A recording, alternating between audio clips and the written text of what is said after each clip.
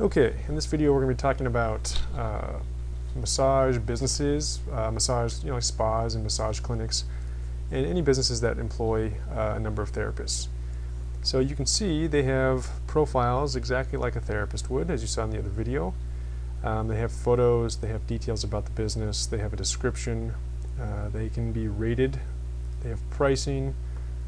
This is not very detailed, but it gives you the idea. And they have mapped location. This fake business is downtown San Diego, and you can see it's basically the same thing. And all the massage styles, these are the styles that their therapists offer. So basically it's the same deal, except for it's a little different.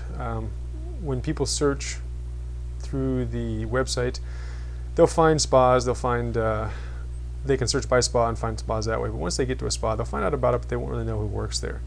And what they want to do is see the therapist. So what you can do as a spa owner, and a great way to get them to learn more about you and come visit your therapist, is to add your staff here.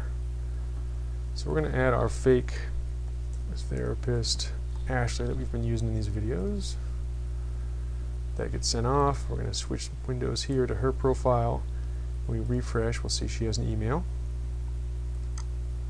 We open that up, and she wants to be, or San Diego Spa wants to add her as a staff member. So she said, okay, I'll follow this link. And you can approve it or deny it.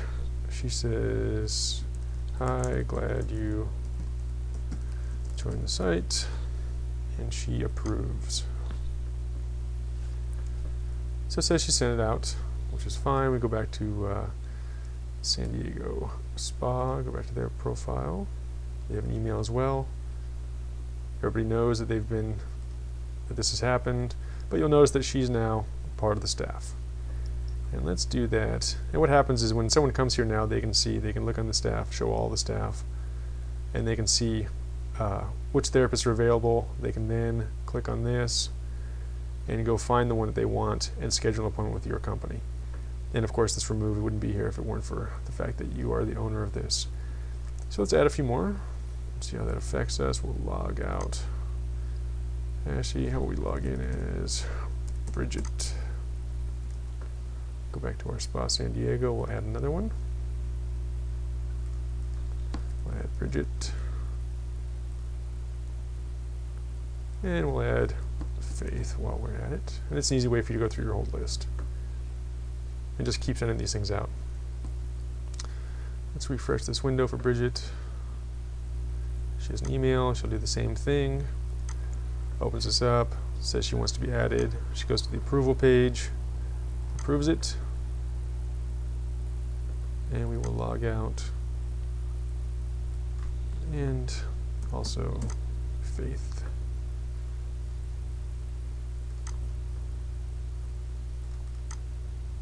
Here, and we will approve this one as well. Okay, so it's a small staff, but San Diego Spa now has, or Spa San Diego now has their staff set up. And like I said, when anybody comes here, I mean, a normal spa would probably have quite a bit more, but when they come here, they can just see your entire staff and go through them one at a time and find out which one they like.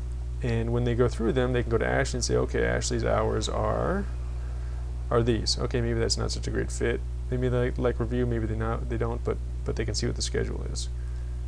They say, okay, well, how about Bridget? What are her hours? They say, oh, okay, maybe that's a little better. That helps me during the week.